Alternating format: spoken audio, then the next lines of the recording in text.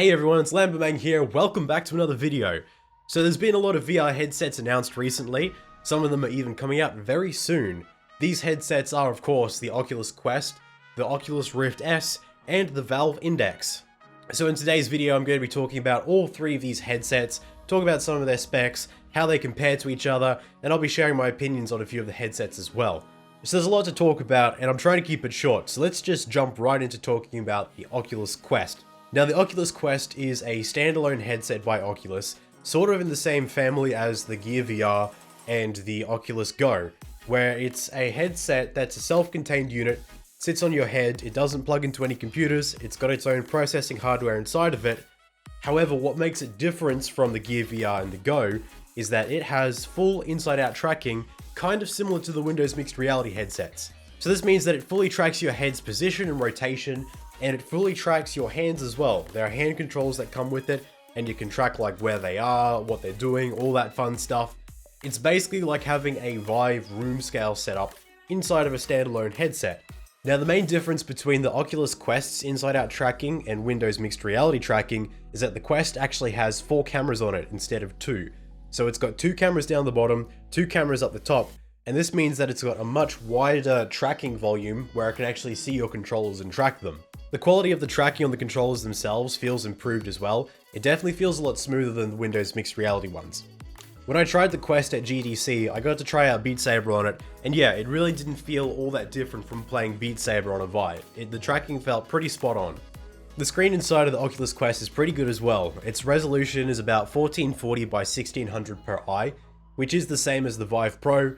It has an OLED screen as well, which means colors in it are pretty good, and it's also going to have a pretty impressive lineup of games at launch. There's been about 50 titles confirmed so far, and this includes games such as Beat Saber, Super Hot, and Robo Recall. However, the main issue with this headset is that it is still essentially a mobile phone powering a VR headset.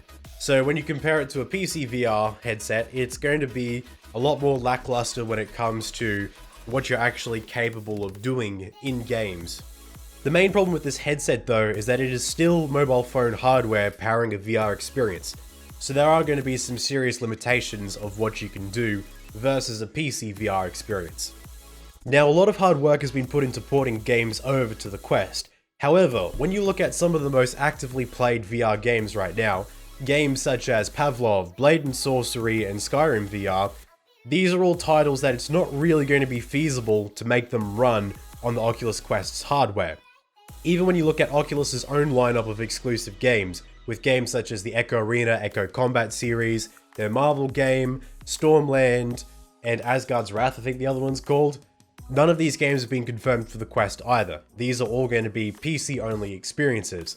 So while the Quest does have a nice lineup of games, which is kind of like a best of the last 3 years of VR, I'm not sure how well it's going to go moving ahead as bigger and better games start to come out. I just don't think it's really going to be able to keep up. But if all you're looking for is a machine to play Beat Saber, really can't go wrong with it. It's definitely the cheapest way to get into it. Moving on now to the next headset, which is the Oculus Rift S. Now this is a headset that's had a very mixed reception so far, and I'll get into that in a second. But first let's talk about what the headset is. So this is essentially a successor to the Oculus Rift. You can't buy the Oculus Rift anymore, it's only the Oculus Rift S from now on. And the main change going from the Rift to the Rift S has been that they've also adopted inside-out tracking. So it's similar to the Oculus Quest's inside-out tracking, where it's got the 4 cameras on the front, however it does have a 5th camera on the top pointing upwards, which is great for tracking like above the head hand movements. So this will be great for the Oculus exclusives such as the Echo Arena series. So out of the box now, the Rift S is going to be full 360-degree room scale tracking, unlike the original Rift where it came with just the 2 sensors at the front, and you had to buy a 3rd sensor to get room scale, and you had to run a USB from that 3rd sensor to your PC.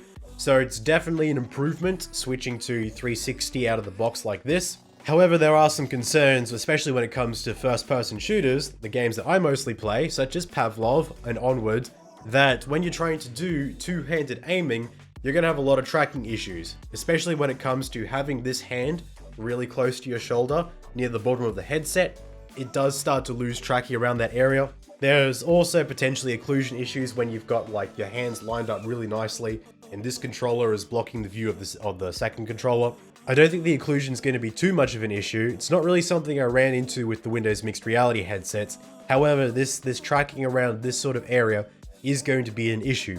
I got to go hands-on with the Rift S at GDC as well as the Quest, and I tried out Dead and Buried 2. Now this game is purely one-handed guns, which when you think about it, most Oculus exclusive games are one-handed guns only. So yeah, they seem to know how to design around their product's flaws. And when I brought the controller up to where I would be holding it for two-handed shooting, it did lose tracking on the controller. It did start to like jerk around the place. Now thankfully there are ways to work around this in software, and the developers of Onward have already confirmed they're working on a virtual stock option designed for dealing with these Rift S tracking issues and Windows mixed reality tracking issues. So hopefully it won't be too bad, however it is definitely a downgrade over the original Rift. And it's going to be kind of interesting to see how they play it with the VR League, which is the VR esports league that Oculus has been investing in. Presumably they'll be switching from the Rift to the Rift S, and I don't think a lot of players are going to be happy about this pretty massive downgrade at this esports level. The rest of the headset's a bit of a mixed bag as well. Looking at the screen, there has been a resolution bump, and it is now at 1280 by 1440 per eye, which is weirdly lower than the Oculus Quest. They've also switched from an OLED screen to an LCD, and it is noticeably less colorful. There's less color contrast, the blacks aren't nearly as black. However, the reason for switching to an LCD seems to be to increase the sub-pixel count so that there's less of a screen door effect, and it also lowers pixel persistence so that there's less motion blur. Now this is a change that I can live with. The Windows mixed reality headsets have mostly been LCD, and going from them to the Vive or the Rift, while it has been noticeable, the change in color quality, it's something that I can live with, and I think the benefits outweigh the loss in color quality. However, they also dropped the refresh rate from 90Hz in the original Rift to 80Hz in the Rift S. Now, this is probably because I'm a massive first-person shooter fanboy. I love my high refresh rate monitors. I'm currently using a 144Hz one, and I'm looking to upgrade to a 240Hz one. And I play a lot of first-person shooters in VR as well.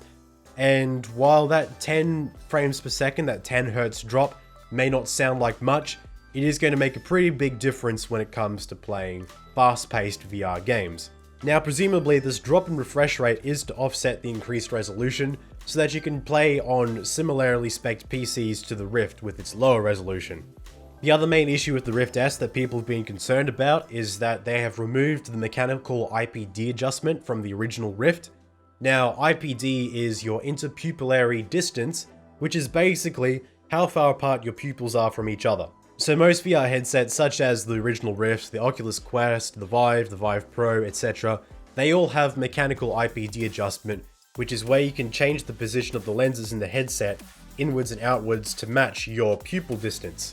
However, with the Rift S, they've removed that. The lenses are like hard stuck at 64mm, which is roughly the average IPD, and instead they're relying on a software IPD adjustment, which is where it sort of changes where the virtual cameras are in the software itself. Again, this is how it's been done on a lot of Windows mixed reality headsets, and it works for some people, doesn't work for others, so yeah, that's something to be wary about. If you have an IPD that's significantly wider or narrower than 64mm, you'll probably want to try out one of these headsets before you buy one. And the last change that has people concerned is that they've gotten rid of the attached headphones on the headset. So they've replaced it with this sort of weird thing where the speakers are in the headset and it tries to like pipe the audio towards your ears, kind of similar to what was in the Oculus Go and what's in the Oculus Quest. But in comparison to the Oculus Rift's headphones, it's pretty terrible. The audio was significantly lacking in bass, it did sound very tinny, and you're definitely going to want to get your own set of headphones to put over the top, which just adds more cable and clutter. On the plus side, there is now a headphone port on the side of the Oculus Rift S, so if you are using headphones, you don't have to run a cable to your PC like you had to do with the original Rift. Now, if we were to look at this headset on its own and not compare it to the Rift, it's really not that bad of a headset. It's definitely a decent headset if you're looking to get into PC VR for the first time. However, most of the issues are that it has replaced the original Rift, and the original Rift is, I would say, quite superior in quite a few key areas. If they had sold it alongside the original Rift, have the Rift as your superior tracking version for people more keen on higher end gaming, and the Rift S as your more ease of access product, that would have been pretty good. However, now your only option is to just get the Rift S, and not only is it the only option, it's also more expensive than the previous Rift was. So, a lot of people haven't been very excited about this release. It's definitely a weird one where Oculus seems to be stepping away from the enthusiast VR market, trying to go more for the mainstream audience with ease of access, and I don't know how well it's going to play out for them. But let's move on to the last headset now, which is the Valve Index. Now this is Valve's first VR headset they've released on their own. They did team up with HTC to make the original Vive and then the Vive Pro, both of which used Valve's Lighthouse-based tracking and were based on Steam VR software. The Valve Index is no different. It uses the same lighthouses, uses the same software, however there are a few key differences that make it a really worthwhile upgrade from the Vive, and one of the biggest upgrades is the increased field of view. So this headset has around about 130 degrees field of view, which compared to the original Vive and the Vive Pro was about 110. So you get an extra 20 degrees of peripheral vision, and this is going to be really good for VR first-person shooters. Just being able to see more and be able to react to things more quickly, it's going to be pretty good. The resolution has been bumped up as well to 1440 by 1600, same as the Vive Pro and the Oculus Quest. However, because it is stretched over that wider field of view, it's not going to be as big of a resolution upgrade as going from, say, the Vive to the Vive Pro. They have switched to LCD as well, which does mean worse color contrast, but also better sub-pixel density and lower pixel persistence and less motion blur.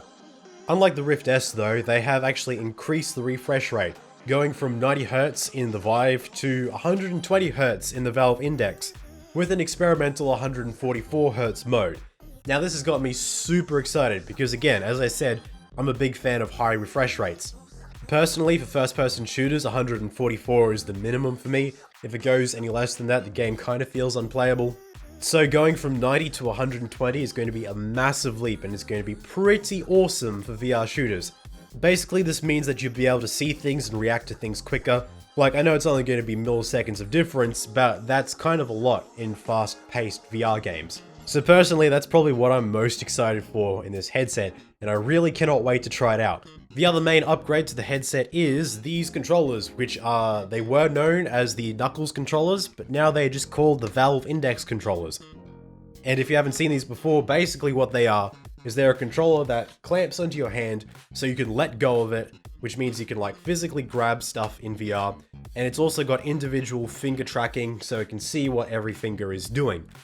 Other differences compared to the Vive are that it's got both a touchpad and a thumbstick on each controller, and it's also got 2 buttons on the side as well, so that gives a lot more input options to developers, and especially for first-person shooters, it's going to be a lot better moving around with the thumbstick versus moving around with the touchpad. Now I've been using these for the last few months, and yeah, they're really good. They're a lot more ergonomic than the Vive ones. Like I said, having a thumbstick is great, and I'm really keen to see what more developers do with them. The rest of the headset's pretty standard. It's got integrated headphones, which actually sit off your ears slightly so they don't get as hot and sweaty when you're playing.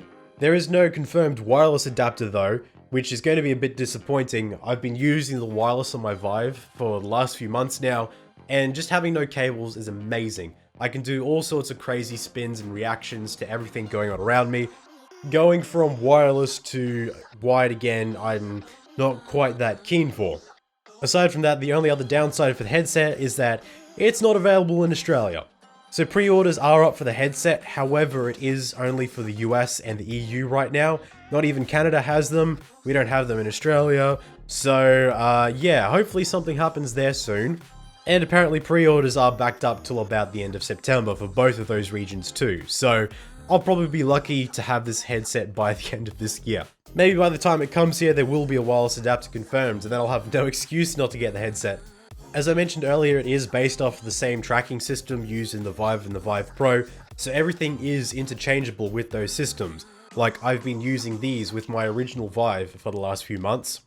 So there's a few different ways you can go about upgrading, like you could just upgrade your controllers to the Knuckles, keep your Vive headset and your wireless, which is what I'm going to be doing for quite a while, or you could just go full on and get your Valve Index headset and use them with the Vive ones for whatever reason. Don't know why you'd want to do that. But yeah, the Valve Index is probably the only headset out of those three that's got me excited right now. It is nice to see a company that still takes the enthusiast side of VR seriously. It is interesting to see Oculus going for the more mainstream audiences, but I still think it's a little bit too early. I think there's a lot more that needs to be pushed in the high end of VR before we start cutting it back for mainstream, but that's just my opinion. If you disagree with me, let me know down in the comments below.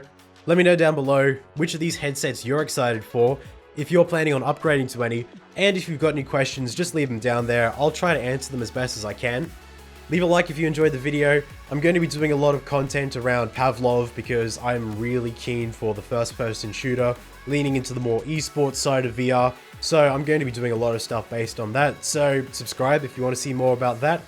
Anyway, I hope you all enjoyed the video, and I'll see you all in the next one.